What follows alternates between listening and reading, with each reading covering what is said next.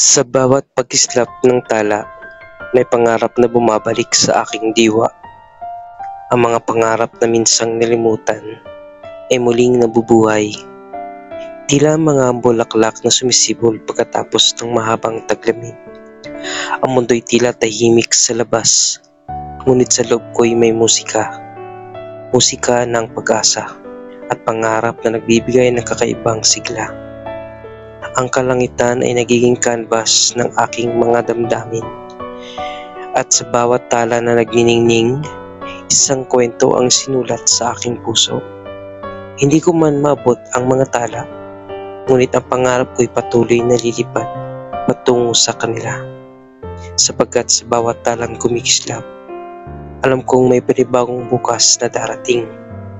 At sa bukas na iyon, matutupad ang aking mga pangarap.